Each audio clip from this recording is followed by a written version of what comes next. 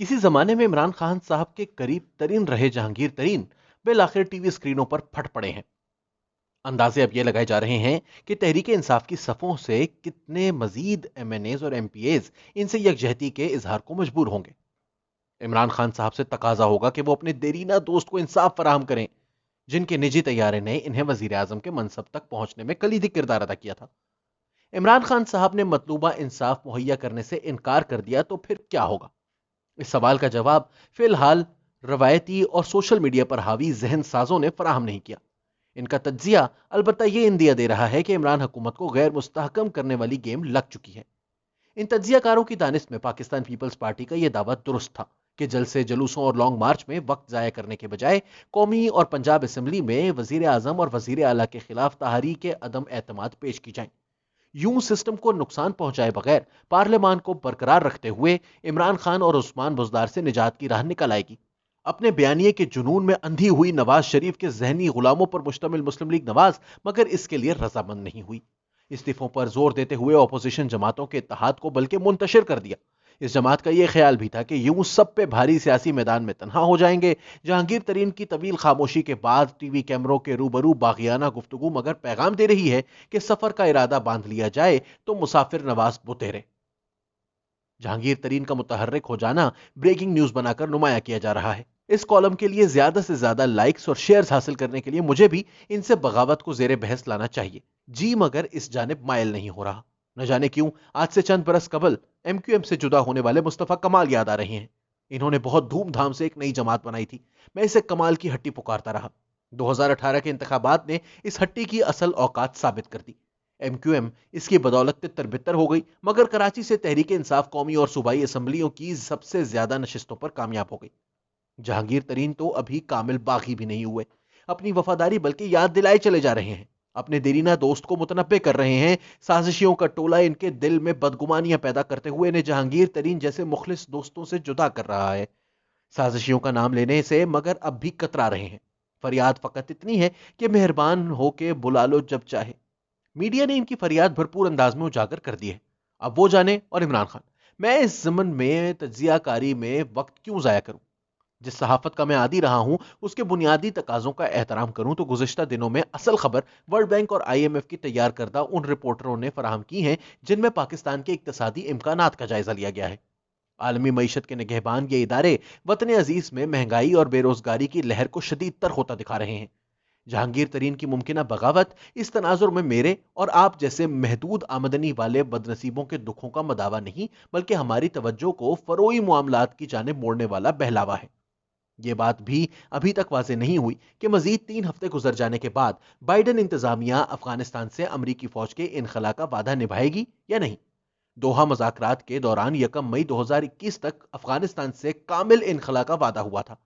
ये वफा ना हुआ तो तालिबान क्या रवैया इख्तियार करेंगे, इसकी बाबत भी हमारे जहनसाज खामोश हैं। रूसी वजीर खारजा के हालिया दौरा पाकिस्तान ने अगरचे इन्हें कुछ इत्मीनान दिलाया है। दावा है कि नई तारीख बनने जा रही है। रूस, चीन, ईरान, तुर्की और पाकिस्तान बतदरीज एक ऐसे बंदोबस्त की जाने बढ़ रहे हैं जो तवानाई और इंसानी कुव्वत से मालामाल इस खित्ते के लिए दुनिया की वाहिद सुपर ताकत होने के दावेदार अमेरिका को कतन इर्रेलेवेंट बना देगा। स्ट्रेटेजिक का उर्दू तर्जुमा तस्वीराती बताया जाता है। ये मुझे कभी समझ नहीं आया। लाउड स्पीकर को भी एक जमाने में आलाए मुकब्बिरुल सौत पुकारने की कोशिश हुई थी, ये मगर कामयाब नहीं हुई। बहरहाल तस्वीराती महाज पर जो मंजर बन रहा है इसके बारे में भारत का रवैया अभी तक वाजे नहीं हो रहा। पाकिस्तान का वो अज़ली दुश्मन है, अपना दिल बड़ा रखते हुए मगर हम इसे समझाने की कोशिश कर रहे हैं कि जोग्राफियाई हकीकतों का इदराक करें। अमेरिका की थपकी से खुद को अवामी जमहूरियत चीन के मुकाबिल लाने से इज्तनाब बरते। सनती एतबार से इसे एक ताकतवर मुल्क बनना है तो नए कारखानों के लिए बिजली वगैरह भी दरकार होगी। रूस और ईरान तेल और गैस के जखीरों से मालामाल हैं। अफगानिस्तान और पाकिस्तान के जमीनी रास्तों के जरिए इन दो ममालिक से भारत को वाफर तेल और गैस की पाइपलाइनों के जरिए फराहमी सस्ता और माकूल ऑप्शन है। भारत लिहाजा बंदे का पुत्र बने और इस सहूलत से इस्तेफादे पर तवज्जो दे। पाकिस्तान के साथ ख्वामुख्वा की रऊनत बरतने की बजाय मुज़ाकरात की मेज पर आए। इस बरस के आगाज में चंद ठोस इशारे नमूदार होना शुरू हो गए जो इंदिया दे रहे थे कि गालिबन मोदी सरकार अब मैं ना मानू वाले रवैये को तर्क करने को माइल हो रही है।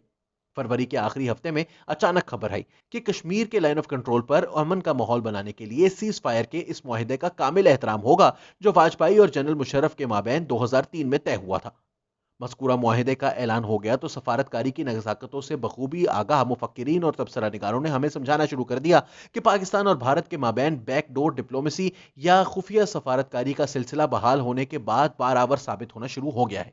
امید دلائی گئی کہ سیز فائر کے بعد اب تاجکستان کے دارالحکومت میں ہوئی ایک کانفرنس کے دوران پاکستان اور بھارت کے وزرائے خارجہ کے مابین ایک ملاقات ہوگی۔ متوقع ملاقات کے نتیجے میں پاکستان اور بھارت کے ہائی کمشنر نئی دہلی اور اسلام آباد میں قائم سفارت خانوں کی سربراہی سنبھالنے اپنے دفاتر لوٹ آئیں گے۔ اس برس کے ستمبر اکتوبر میں ایس سی او کے نام سے قائم تنظیم کے زیر اہتمام پاکستان میں جنگی مشقوں کی بات بھی چلی، جس میں حصہ لیتے ہوئے بھارتی فوجی دستے تاریخ بنا سکتے تھے۔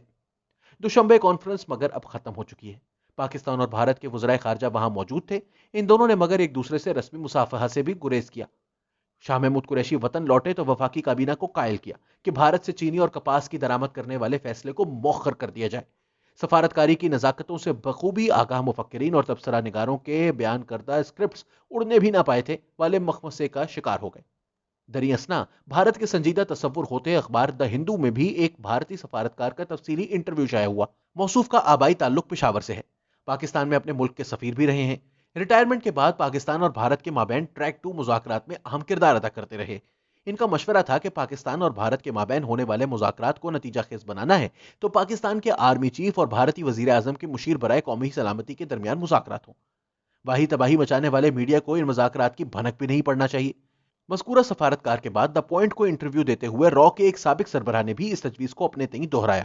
ان دونوں کی گفتگو کو ذہن میں رکھتے ہوئے برطانیہ کے معروف اخبار فائنینشل ٹائمز نے بازی جیت لینے کی خاطر ایک سنسنی خیز خبر دی جو دعویٰ کر رہی تھی کہ جو تجاویز ایک بھارتی سفارتکار اور را کے سابق سربراہ کی بدولت منظر عام پر آ رہی ہیں، ان پر پہلے ہی سے عمل ہو رہا ہے۔